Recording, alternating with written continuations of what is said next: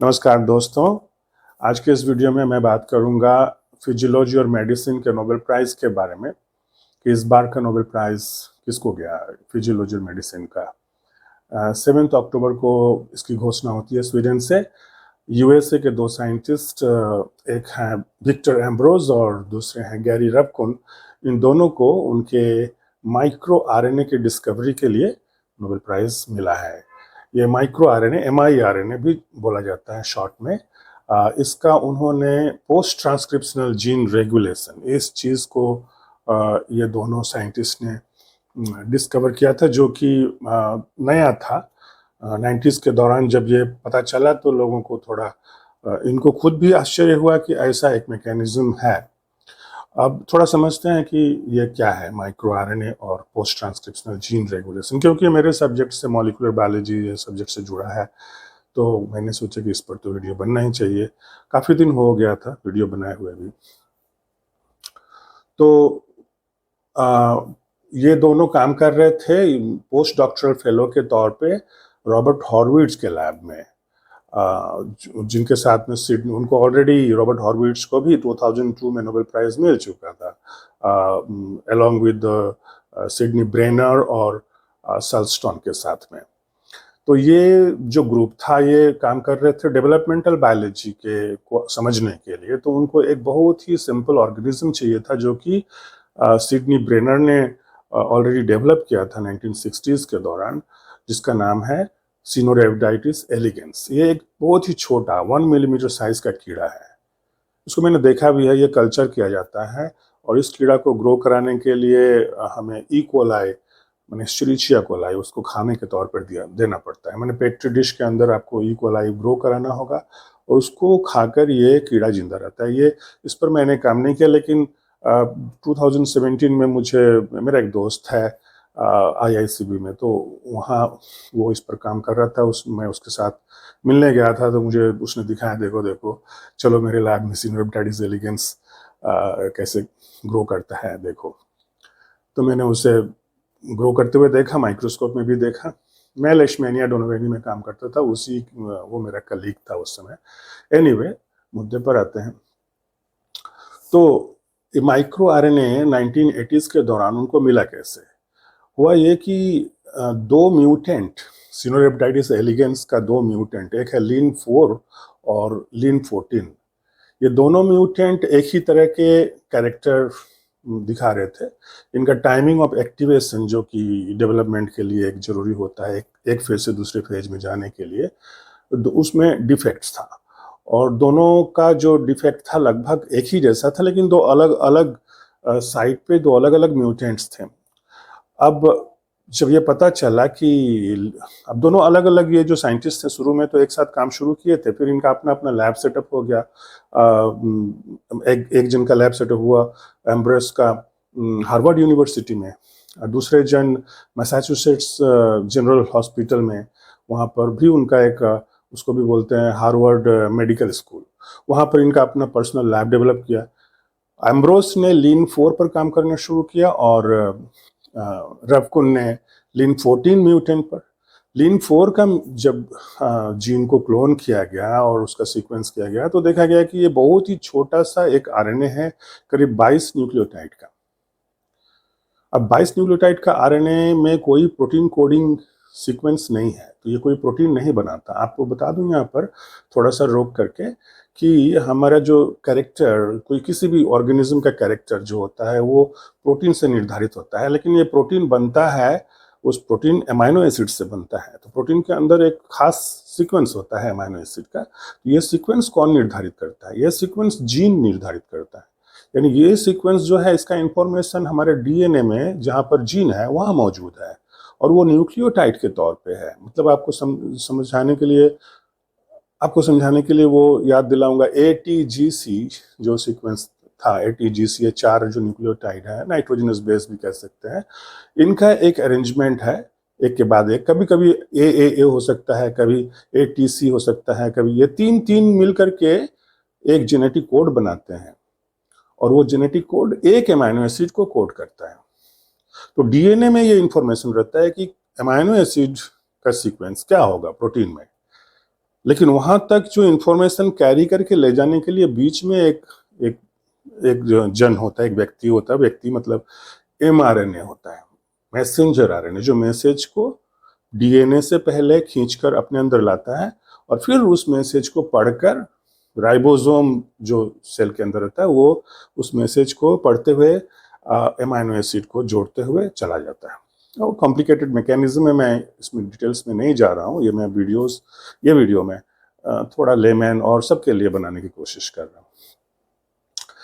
तो ऐसे होता है, प्रोटीन बनता है। इसको सेंट्रल डोगमा कहा गया है क्योंकि ये यूनिवर्सली सारे ऑर्गेनिजम्स में, सारे सेल्स में ऐसे ही प्रोटीन सिंथेसिस होता है और हमारे पूरे सिस्टम का ये बेस है, इसलिए इसको सेंट्रल डोगमा कहा गया। तो अब इसमें ये mRNA ये जब बन के प्रोटीन बनाने के लिए जब रेडी हो जाता है, ये माइक्रो आरएनए जो इनको मिला वो लेकिन इस काम में नहीं, वो प्रोटीन नहीं बना पाएगा क्योंकि वो 22 न्यूक्लियोटाइड का है और उसमें कोई कोडोन नहीं है, कोई जेनेटिक कोड ही नहीं है। तो ये क्या कर रहा है? तो उनको भी आश्चर्य हुआ। फिर उधर लीन 14 पर काम कर रहे थे गैरी रपकुन, उनको मिला कि लीन 14 के अंदर भी एक छोटा सा सीक्वेंस है जो कि लीन 4 के साथ मैच करता है। तो ऐसा क्यों? ये सीक्वेंस उसके साथ मैच करता है, ऐसा तो नहीं होना चाहिए था। लेकिन जब दोनों को मिलाकर देखा गया कि एक एक्सपेरिमेंट करके कि हाँ, अब ये लीन 14 के साथ लीन 4 का जो माइक्रो आरएनए, उस वक्त उसको माइक्रो आरएनए नाम नहीं दिया गया होगा, mRNA ही लोग सोचे होंगे, ये भी एक mRNA, वो भी एक mRNA, उस छोटा mRNA वो आकर के हाइब्रिडाइज करता है, वो माइक्रो आरएनए जो आकर हाइब्रिडाइज करता है mRNA के साथ में। अब mRNA के साथ में और एक छोटा आरएनए अगर हाइब्रिडाइज कर जाए तो जो होगा वो है कि राइबोसोम जो प्रोटीन सिंथेसिस कर रहा है उसको एक बाधा सृष्टि, एक ऑब्स्टेकल आ जाएगा और वो प्रोटीन नहीं बना पाएगा। ऐसे ही होना चाहिए और ऐसा ही होता है, प्रोटीन नहीं बन पाता है। इनको यही मिलता है कि लीन 14 का जो प्रोटीन प्रोडक्ट है वो नहीं है in presence of lin 4, in absence of lin 4 वो बनता है। यानी कि लीन 4 एक post transcriptional gene regulatory system है। लीन 4 के अंदर वो मैकेनिज्म है कि वो प्रोटीन बनाने नहीं देगा उस mRNA का, लीन 14 के mRNA का, बाकी के mRNA से प्रोटीन बनते रहेंगे, दूसरे जीन्स जो है उनसे बनते रहेंगे। तो ये इनको धीरे धीरे पता चला और क्लियर हो गया कि ओके, लीन 4 जो है वो that is a micro RNA, it controls the gene regulation, it controls the production of protein from lin 14।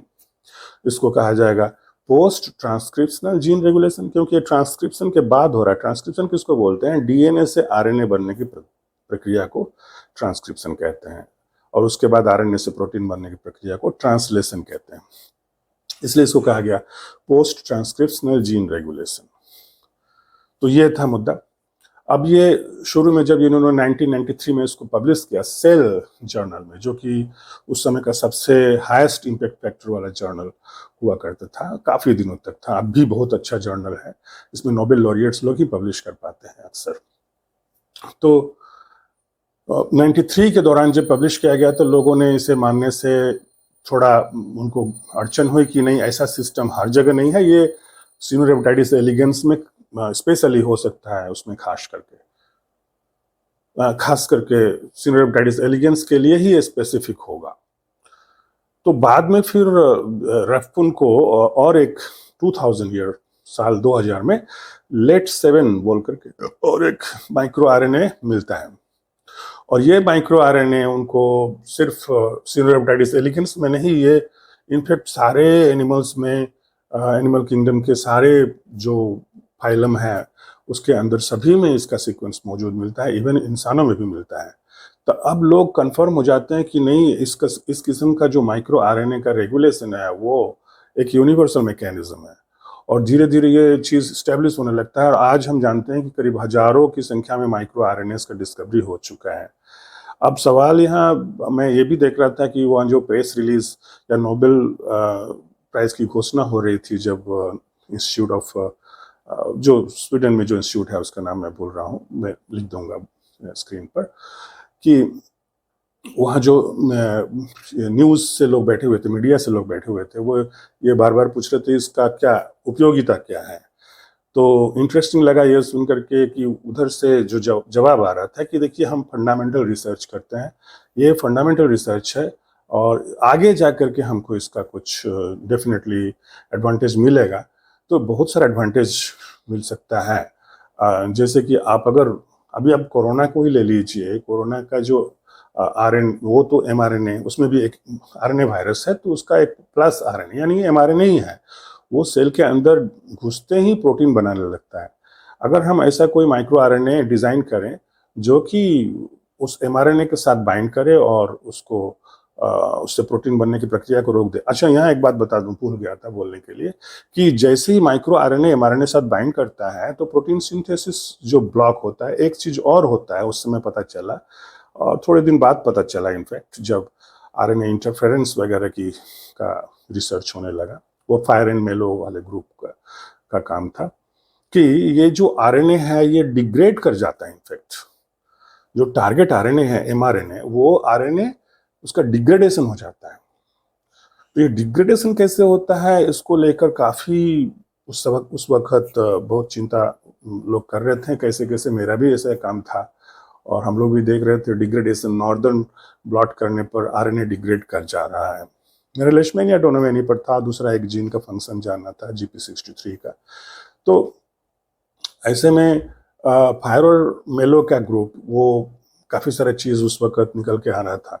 अभी उस पर लंबा बहस हो जाएगा, इसलिए उसको नहीं बढ़ाऊंगा, दूसरे किसी लेक्चर में। ये इसको आरएनए इंटरफेरेंस कहते हैं। तो दो तरह से प्रोटीन सिंथेसिस रुकता है। एक है कि वो राइबोसोम स्कैन नहीं कर पा रहा है, वो बीच में एक दूसरा कुछ मॉलिक्यूल आ गया, डबल स्ट्रैंडेड स्ट्रक्चर आ गया, तो वो आगे नहीं बढ़ पा रहा है, प्रोटीन सिंथेसिस रुक गया।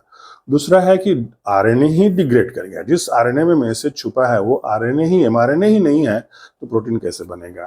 तो ये दो प्रक्रिया है प्रोटीन का ना बनने का। इससे क्या होता है, वो कैरेक्टर एक्सप्रेस नहीं होगा, तो वो ऑर्गेनिज्म एक डिफेक्ट शो करेगा। तो ये मैकेनिज्म जीन रेगुलेशन का काफी यूनिवर्सल हो गया, अब इससे तो पता चला इससे। और कैसे अप्लाई करेंगे, तो अप्लाई का एक तरीका मैंने बताया कि ठीक है, जैसे कि किसी भी एमआरएनए को इनहिबिट करना हो आप कर सकते हैं। अगर वो कुछ ऐसा कुछ डिजीज कॉजिंग कुछ ऑर्गेनिज्म घुस गए, उनको भी आप इनहिबिट कर सकते हैं।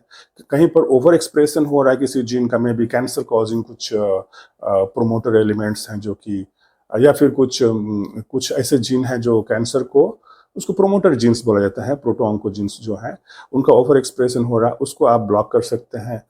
खास करके जहाँ तक मुझे लगता है कि इसका थोड़ा और जांच पड़ताल करने की जरूरत है, कि जब वो एम्ब्रियोनिक स्टेम सेल से सेल डिसीजन लेकर के अलग अलग किस्म के ऑर्गन्स बनाते हैं, तो ये कौन सा इंफॉर्मेशन उस वक्त आता है जो कि ये बताता है कि आप लिवर बन जाओ, आप किडनी बन जाओ, आप ब्रेन बन जाओ। तो क्योंकि एक समय से पहले सारे सेल्स एक ही जैसा होते हैं, उनके अंदर जो जेनेटिक मेकअप, वैसे तो हमारे बॉडी में हर सेल में वही, अगर मैं ह्यूमन बींग का बात करूं तो 23 पेयर्स ऑफ क्रोमोसोम है और अबाउट 20,000 जीन्स हैं, वो हर सेल में है, लेकिन उनका expression tissue to tissue vary करेगा। अबाउट 70% जीन्स ऐसे होंगे जो कि normal mechanism of the cell, जिसको हाउस कीपिंग कहते हैं, उसमें इन्वॉल्व रहते हैं, उनको हाउस कीपिंग जीन्स कहा जाता है। ये हर सेल में ये कॉमन रहेगा, लेकिन करीब करीब 30% जीन्स ऐसे होंगे जो टिश्यू स्पेसिफिक होंगे, यानी कि किडनी के लिए किडनी वाले जीन्स, जो किडनी रिलेटेड जो फंक्शन है सेल्स का, वो जीन स्विच ऑन होंगे और बाकी के जो जीन स्विच ऑफ रहेंगे। ठीक इसी तरह ब्रेन का ब्रेन वाला जीन स्विच ऑन रहेगा, बाकी सारे जीन स्विच ऑफ रहेंगे। तो ये जब डिसीजन मेकिंग चल रहा होता है एम्ब्रियोनिक स्टेज पे, तब कैसे ये चीज डिसाइड होता है, तो वहां पर माइक्रो आरएनए का रोल है। वो जाकर के दूसरे जो जीन्स हैं, जो वो टिश्यू जिस चीज में बदलने वाला है, वो सेल जिस चीज में कन्वर्ट होने वाला है, जिस टिश्यू में रादर, और जिस ऑर्गन में वो बनने वाला है, उसको छोड़कर बाकी सारे जो एमआरएनए पहले से बन चुके हैं उनको ये जाके डिग्रेड कर देगा। तो वो चीज, वो जो जीन्स हैं उनका एक्टिविटी वो ब्लॉक हो गया, वो प्रोटीन नहीं बन पाएंगे। तो अब ये डिसीजन हो गया कि ये किडनी बनेगा या लीवर बनेगा, क्या बनेगा। तो ये इसमें इसका रोल होने का काफ़ी संभावना, और इसको लोग तलाश भी रहे हैं। और इस ऐसा अगर संभव हो कि हम जान पाएँ कि कौन कौन सा माइक्रो आरएनए किस किस ऑर्गन के डेवलपमेंट के लिए इन्वॉल्व है, ज़रूरी है, तो हम लैब में उसको उस तरह से डिज़ाइन करके ऑर्गन जनरेशन भी कर सकते हैं।